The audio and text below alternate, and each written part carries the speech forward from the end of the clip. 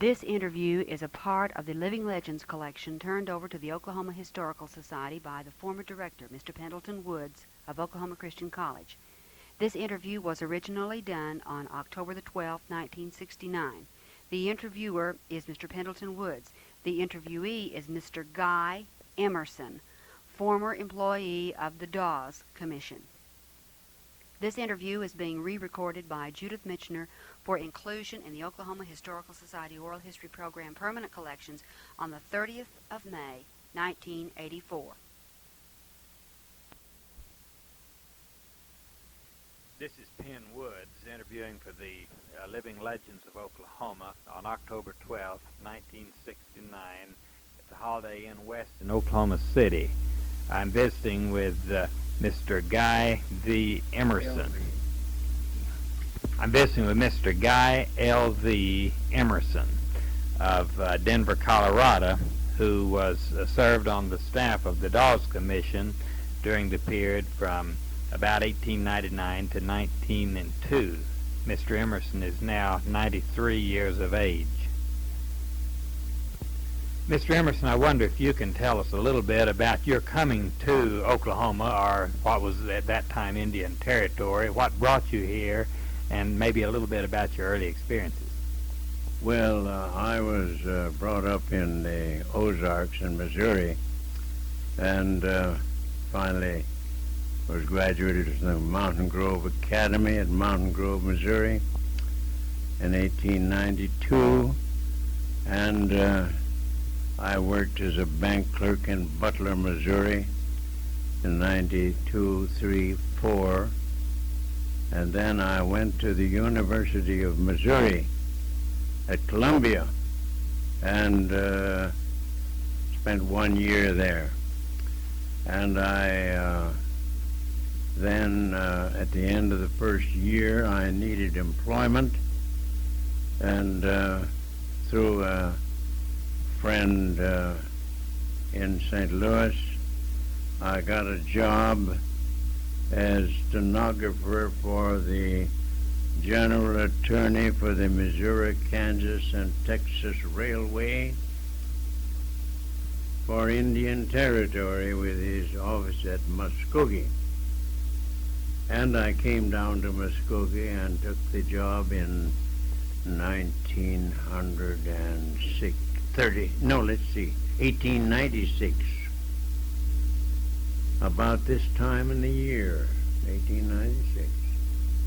And I was employed as stenographer in his office. And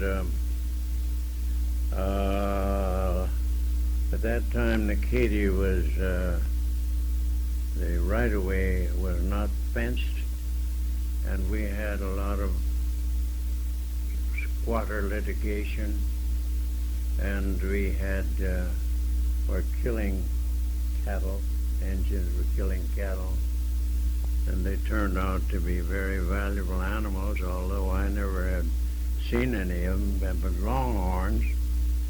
But the attorney, for general attorney, was a man named Clifford L. Jackson, and he went before the United States Judge William M. Springer of the Northern District of Oklahoma, or Indian Territory at that time, and asked that the judge admit me to the practice of law for the purpose of looking after some smaller litigation like the cattle cases. And I was admitted to the bar in 1898. And shortly thereafter, through a very good friend of mine who was secretary to the Dawes Commission, or the Five Civilized Tribes Commission, by the name of Allison Aylesworth, formerly of St. Minneapolis, Minnesota, I was offered a position with the Dawes Commission as law clerk. So in the fall of 1899, I went with the Dawes, left the Katy Railroad and went with the Dawes Commission. Mr. Aylesworth was not in very good health at the time, and at times he was away on leave of absence, and I acted as secretary of the Dawes Commission, acting secretary during his absence. When he came back to work, I went back as a law clerk, and we were at that time preparing the rolls for the allotment of the land in the 5 civilized tribes: the Cherokees, the Creeks, Choctaws, Chickasaws, and Seminoles. Just let me.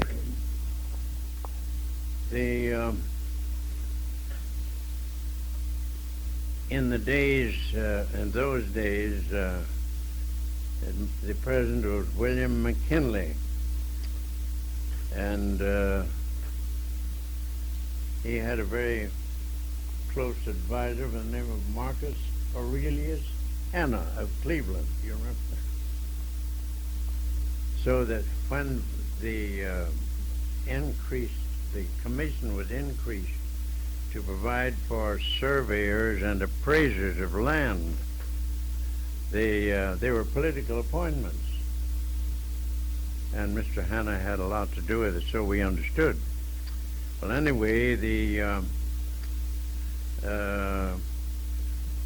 provision was made for surveying the entire area,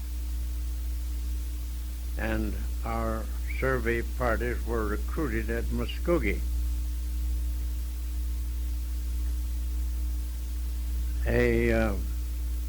The survey party consisted of a director and 4 appraisers, who were presumably engineers. It is directed by the United States Geological Survey. And that land was fully described, and all of the country was covered, and each member of each tribe was supposed to get a land which was equal in value, whether it was lowland or you get much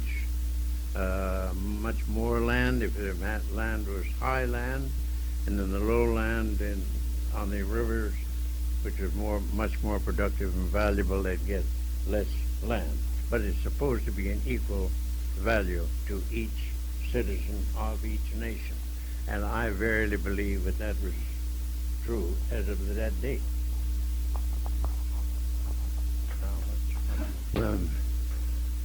All of this activity on the part of the Dawes Commission was under the direction of Thames Bixby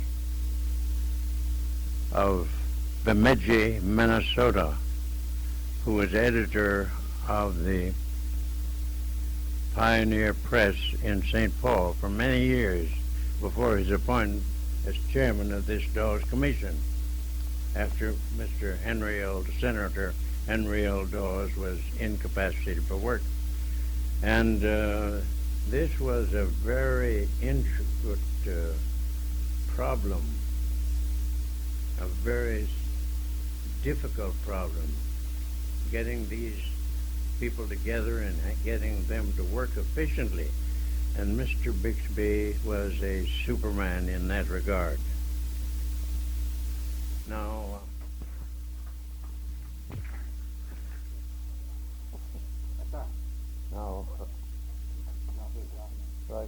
well, what did I say about Bixby now? I understand that Senator Sherman of Ohio stated that Mr. Thames Bixby had carried out one of the greatest projects in human history in the allotment of this Indian land. I understand that 101,000 plus allotments were made. Okay? Under the Treaty of Dancing Rabbit Creek, entered into back in 1830, providing for the removal of these 5 civilized tribes from their homelands in Tennessee, Georgia, Alabama, Mississippi, Louisiana, and Florida.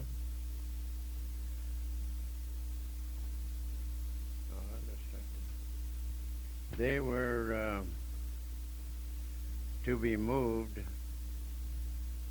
out of the area which the statesmen of those days felt was necessary for settlement by the white people due to the growth of the country. They were to be moved out west of the Mississippi to what was termed at that time Indian Territory, and they were brought out by the United States Army and settled on this raw, new country. Well, under the provisions of that treaty, it was learned that there were certain Choctaw Indians still remaining in Mississippi who complied with the provisions of the treaty and were entitled to allotment, to citizenship allotments in the Choctaw Nation, and the commission authorized and sent some employees down to Mississippi in 1900 to see if we couldn't locate those Indians who had any rights and tell them that they had rights in the Choctaw Nation, Indian Territory, and if they wanted to move out there, they could come out and exercise those rights. I was authorized to go down there, and we had headquarters in the United States Courthouse in Meridian, Mississippi. We one of my associates in the commission was a man named of William O. Beall, pronounced Bell. We were sent down there, and we sent word out into the Indian area in the Pearl River bottoms between Meridian and Jackson to these Indians and told them the story of their having rights in Indian territory that were very valuable. We were not very successful in getting. They didn't like to come in to Meridian. They lived out at Philadelphia and other small towns between Meridian and Jackson. So the government, in order to be sure to give them the chance, those who were entitled to allotment of land out there, to go out there and write among them and live among them and offer them opportunities to come to make application before us. Accordingly, they sent equipment for a winter session there, horses and wagons and tents and all of the equipment, and we bought supplies in Meridian to last all winter, and we set out to go into the Pearl River swamps and locate and hear these Indians during the winter. And we did. We spent the entire winter there, came back to Meridian in the spring. And we had many applications, many of whom were entitled to land out there. And after I left the commission, I understood that a good many of them did come out and take up land in the Choctaw Nation.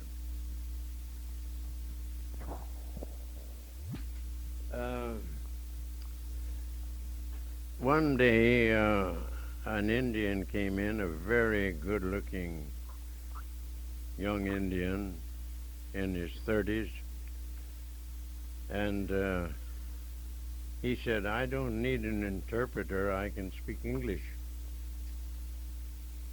And he did speak English, and he had a very bright mind. He was a good-looking Indian, but he was barefooted and had a hickory shirt on and overalls that were very much faded. And he told me that he made his living by driving a team, an ox team at that time, from Philadelphia to Meridian and back. And Philadelphia is a town a few miles out of Meridian. And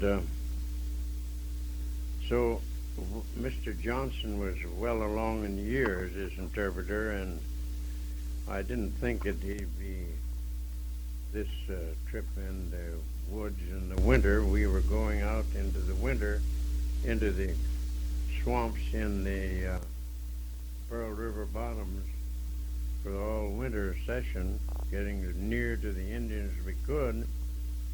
And I didn't think that Mr. Johnson would probably like that, so I engaged Oscar Billy for our interpreter for the winter. And he couldn't read or write, as those Indians didn't have any schools down there of their own. And so we bought him some textbooks and bought him some clothes, and he went along with us and we lived in tents in the Pearl River bottom that winter. And he was during the odd times, he studied and studied every night. And by the time we came back to Meridian in the spring, he could read and write. And I understand after I left the government in 1902 at Chickasha, Oklahoma, that he moved out.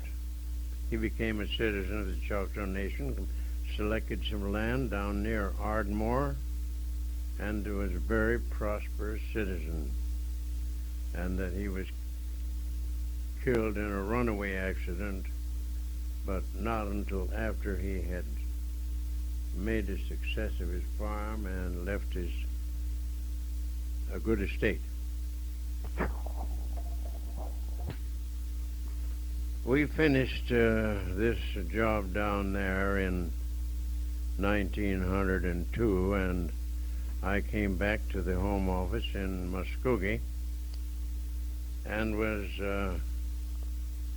directed to go over to Chickasha and hold sessions for the closing of the rolls for allotment purposes. And we heard that the rolls closed as of a certain date, and from everyone who was on those rolls got a valuable allotment. Children were born right up to that date, and we had to enroll such of those as were entitled to enrollment, and these women would bring in their children to apply for enrollment. And my associate was Mr. William O. B.E.A. As I've said before. He had one table, the stenographer. The stenographer was named Francis Brown. I had another table at which we heard applications. My stenographer was named Myra Young. And it so happened that sometimes the Indian women brought their babies in and for enrollment, and they hadn't been named. So we proceeded to, if I were examining an applicant and she brought in a girl baby that hadn't been named, I would name her for my stenographer Myra Young. Maybe her name would be Rattling Gourd or Walking Stick or Six Killer. But, and if the woman came in with a baby before Mr. Bell, and the girl baby hadn't been named, he'd name the girl Frances Brown, Walking Stick, or Rattling Gourd, or whatever the Indian name was, surname. And if there was a boy baby before me, I would name the baby William Orrigan, O-R-R-I-G-A-N, which was Mr. Bell's first or second name, William Orrigan Bell. And if it was a boy and appeared before him, he would name the boy baby Guy Laverne, which is my name, full name.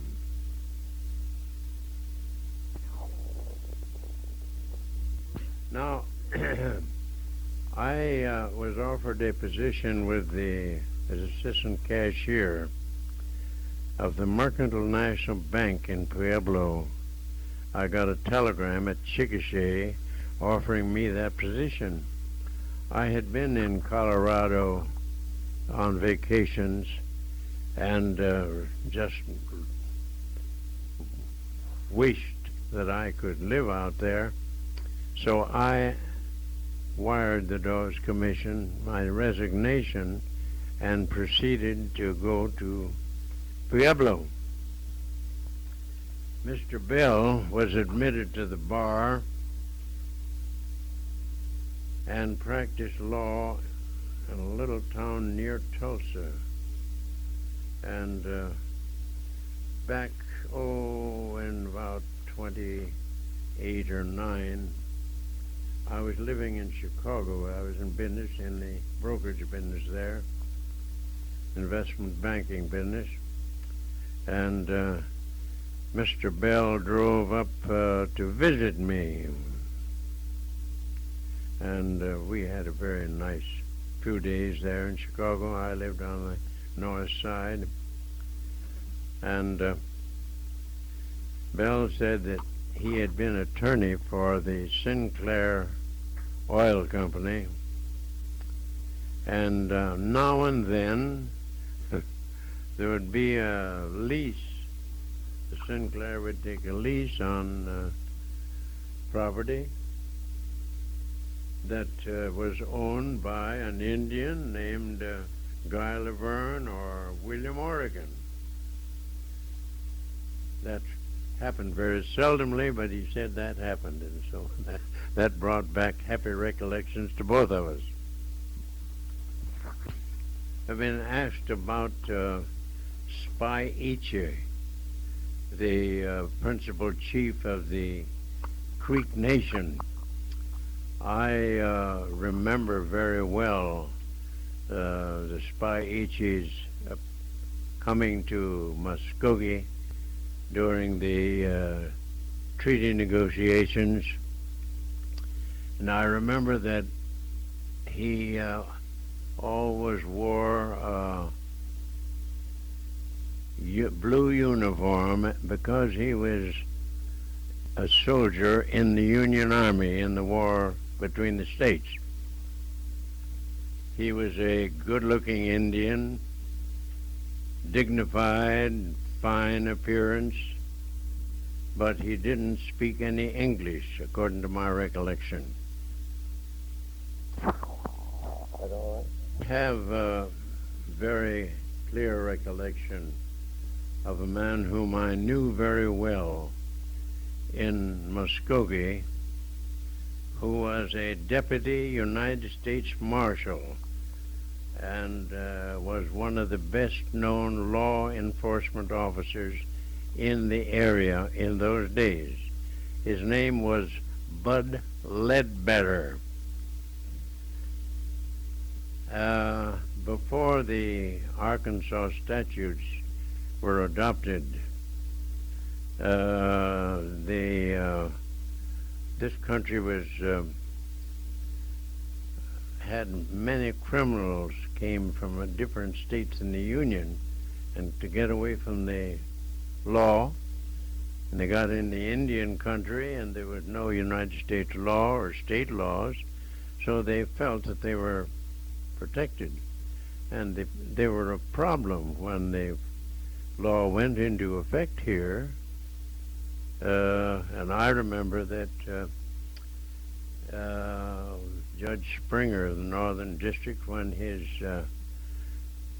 court was in session, they sometimes accumulated quite a number of prisoners who were sentenced to the federal penitentiary in Atlanta, Georgia, or Fort Leavenworth, Kansas, and they had special cars with bars at the windows for these